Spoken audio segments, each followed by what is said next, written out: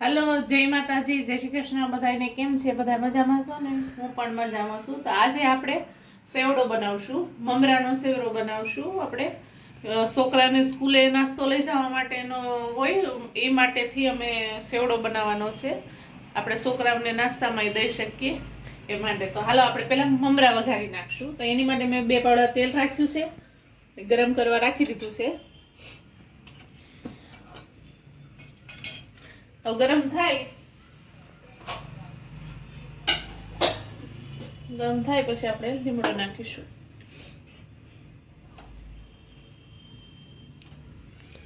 જોઈ લઈએ, આ તેલ આવી ગયું છે. તો પેલા હિંગ નાખી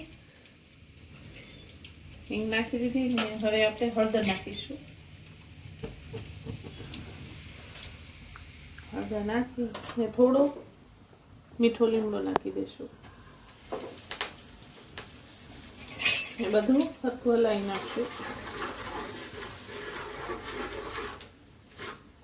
ને હવે આ મમરા નાખી દઈશું આપણે.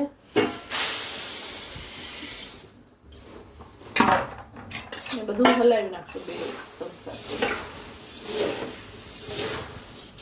છોકરાઓને સ્કૂલમાં નાસ્તો લઈ જવાનો હોય તો એની માટે આપણે સેવડો બનાવીએ.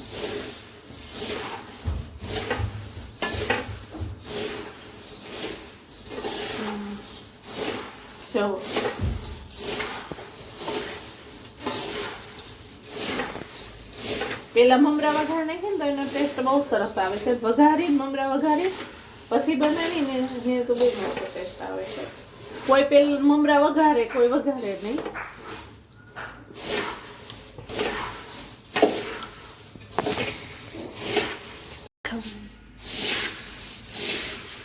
આપણા મમરા થઈ ગયા છે.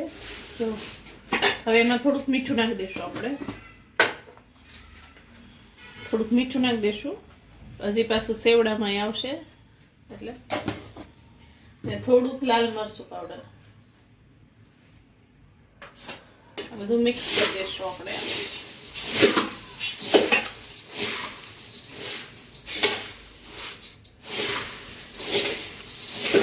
મસ્ત થઈ ગયા છે આપણા મમરા. અને આપણે નીચે ઉતારી લઈશું. આને નીચે ઉતારી મમરા થઈ ગયા છે. પછી આપણે હવે પૌવા તળવા માટે તેલ ગરમ મૂકી દઈશું. આપણે પૌવા તળવા માટે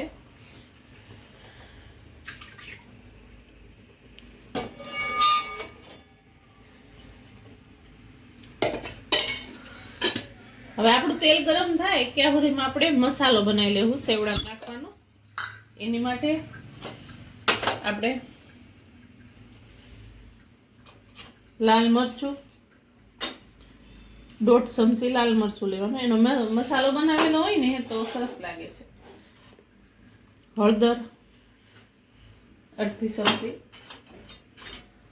ચમચી, હિંગ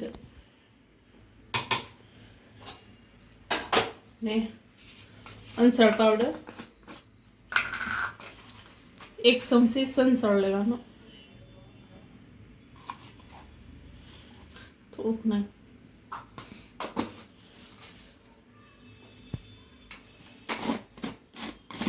ને 2 ચમચી આમચૂર પાવડર લેવાનો. 1.5 ચમચી એક ને આ 1.5 ચમચી આમચૂર પાવડર લેવાનો. ને 1 ચમચી મીઠું લેવાનું.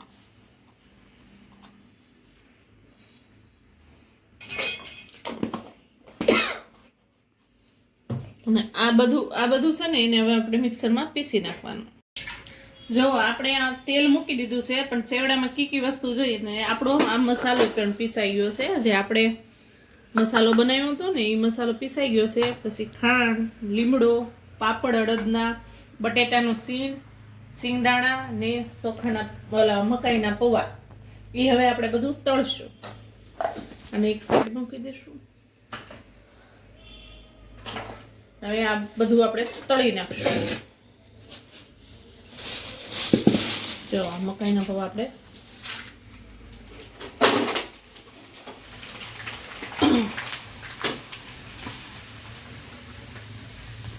છોકરાને સ્કૂલમાં જવાનું હોય ને એટલે નાસ્તામાં કંઈક જોઈએ, તો આજે તો સેવડો બનાવી નાખીએ.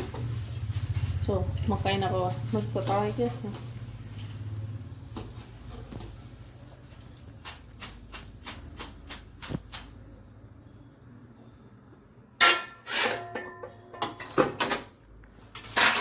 તળીને આપણે તગારવા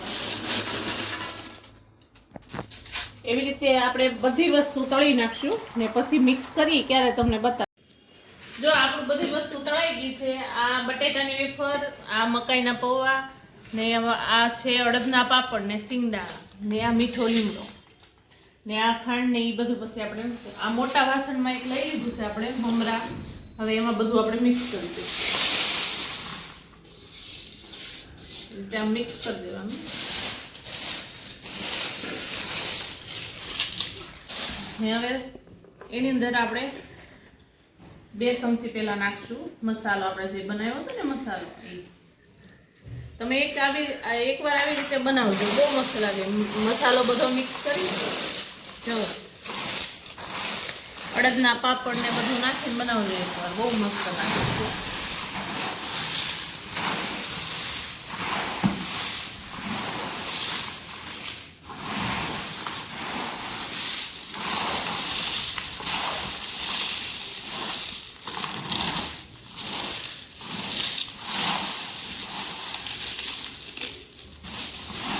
જો આપણે પાછો 2 ચમચી મસાલો નાખશું.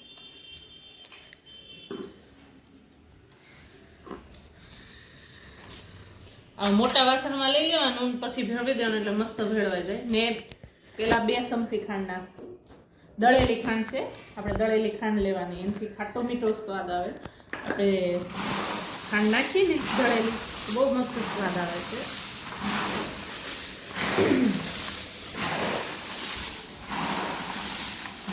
જો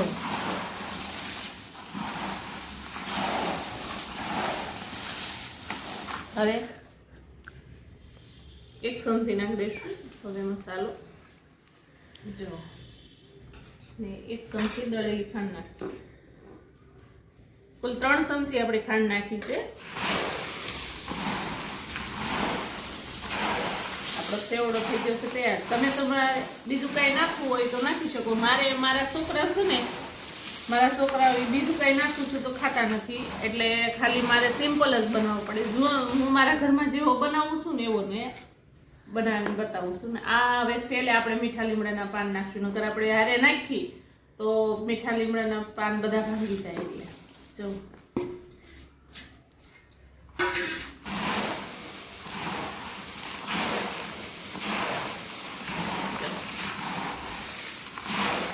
કેવો મસ્ત બની ગયો છે. હવે આપણો હેત આવશે ને એ શાખીને બતાવશે કેવી રીતે કેવો છે ને કેવો મસ્ત થયો છે કે નહીં. જોજે શાકજી કેવો બન્યો. એને મને બહુ જ ભાવે છે. મસ્ત બન્યો ને. તો શું કહીશ બધાને? લાઈક કરજો, શેર કરજો, સબસ્ક્રાઇબ કરજો અને કમેન્ટ કરજો. તમને કેવો લાગ્યો મને કહેજો. કે તમને કેવો લાગ્યો તમારા ઘરે બનાવજો. તમારા ઘરે બનાવજો.